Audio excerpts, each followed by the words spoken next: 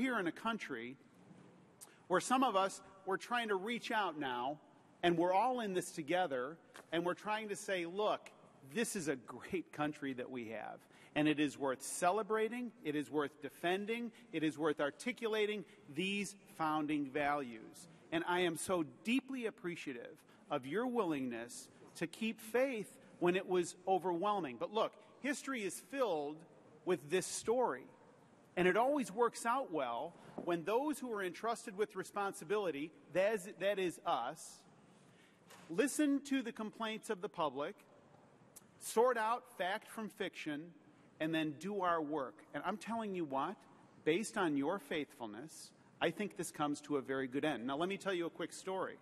An unrelated federal agency, the Federal Election Commission, intervened unfairly in a 1996 election for the United States Senate in the state of Illinois.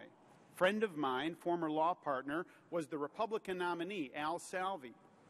He was falsely accused of breaking federal law. The Federal Election Commission sued him. The case was dismissed. The Federal Election Commission tried to manipulate him into paying an outrageous fine. The Federal Election Commission kept losing and losing and losing. Finally, Al says, I'd like to speak to the person with authority in this case, because surely if they understood the facts, they would dismiss this case.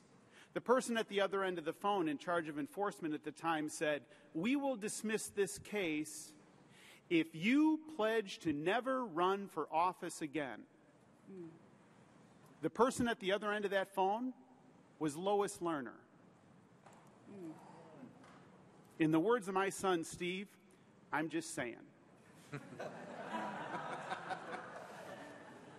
Now, Ms. Martinek, as we're listening and we hear about these First Amendment rights of yours, cumulatively, that have been trampled, there is something particularly egregious, I think, about the first of our first freedoms, that is our freedom to worship, our freedom to avoid government compulsion as it relates to matters of faith. And what you have described is the long arm of the federal government coming into you, coming into your organization, and essentially telling you, we'll tell you what to think. We'll tell you how to pray. Heaven help us. Heaven help us. This Congress opens on a daily basis in prayer. Moments ago, this place opened in prayer.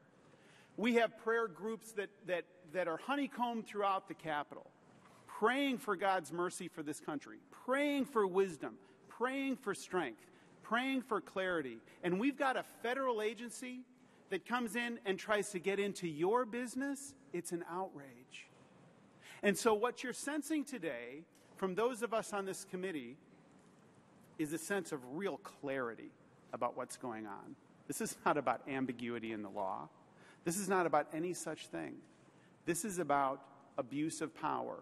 And so what you have done, and I thank you for doing this, what you have done is you have lit a lamp and you have clanged a bell and you have rallied people around you to make this right. And so I know I speak for many on this committee. We will get this right. I yield back.